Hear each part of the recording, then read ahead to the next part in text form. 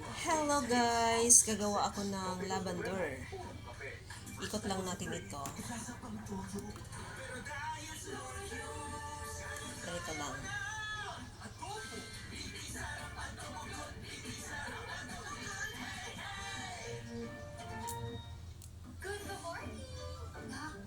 Ikot lang natin ito hanggang dulo. Magtira lang tayo ng hawakan.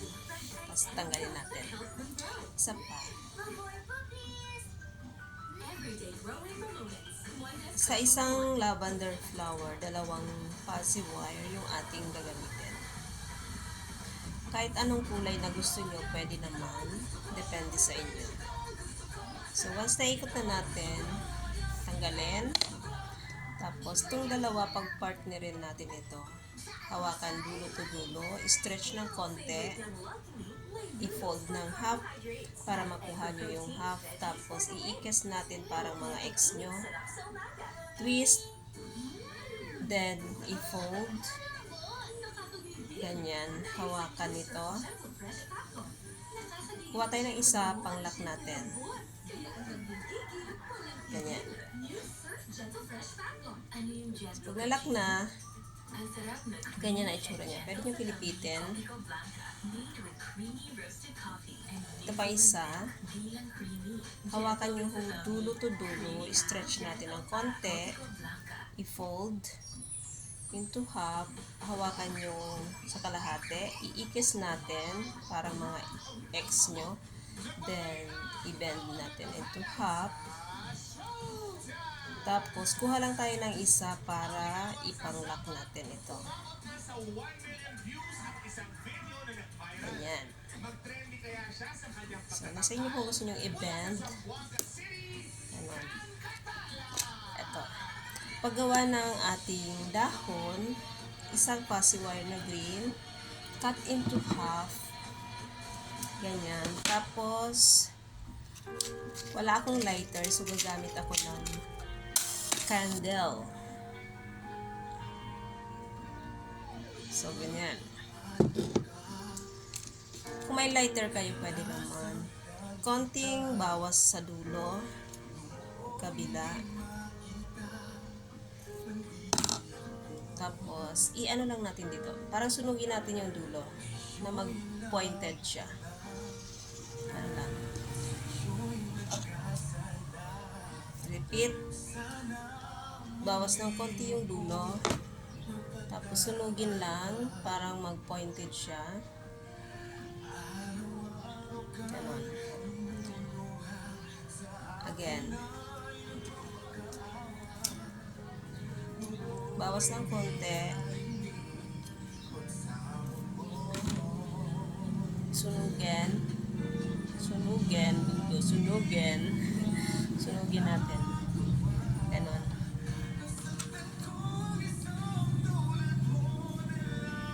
Madali lang dahon ng ating lavender.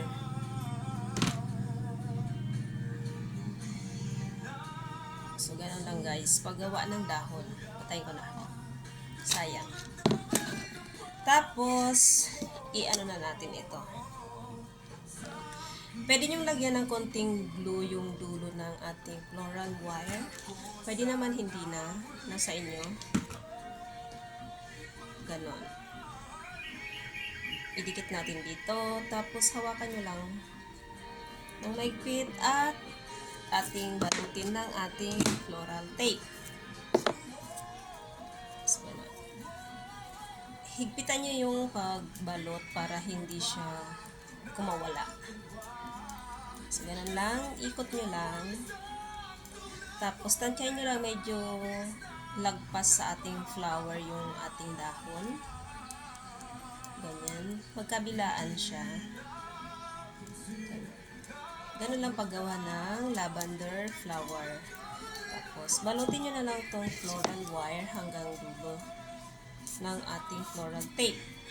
Pero depende sa inyo sa haba. Depende sa paglalagyan nyo ng flower vase. Pwede nyo putulin.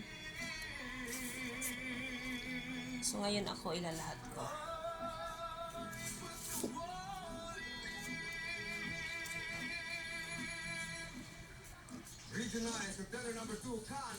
So, ayan.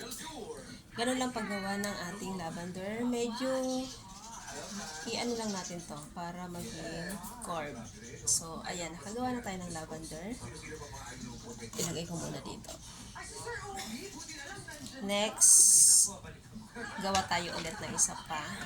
The same procedure ng ginawa ko sa una. So, ganun lang.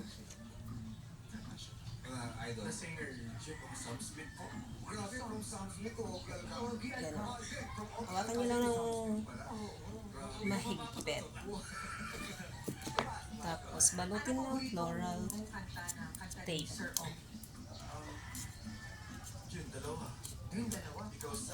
ganyan lang. Medyo higpitan nyo ng paglagay ng floral tape. Tapos, ilagay natin yung dahon. Pwedeng pantay, pwedeng lagpas ng konti. Depende sa inyo. Magkabilaan siya. Ganyan. Tapos, hanggang dulo din. Balutin natin ng hanggang dulo.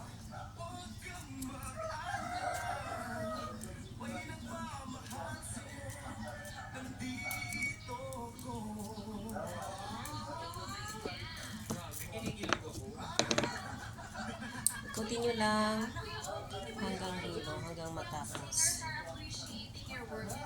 Madali lang gumawa ng lavender. Nakadepende sa inyo kung anong kulay yung gusto nyo. Pwede naman ibang kulay. Tapos, medyo i-curve mo lang to ng konti. Ganun lang. Tapos, pwede nyo ring i-bend tong floral wire. Depende sa paglagyan nyo. Ito na yung aking mga nagawa. I-flex ko lang. See? I hope you will like it. Ayan, ang aking lavender na nagawa. Sunflower, daisy.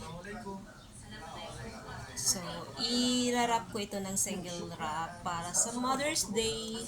Nag-iipon ako para kung may mag-order. So, I'm ready for single flower. Sa mga gustong mag-order, pwede kayong mag-direct message sa aking Facebook. Kaya mag-comment. Thank you! Thank you for watching! Nakagawa na tayo ulit.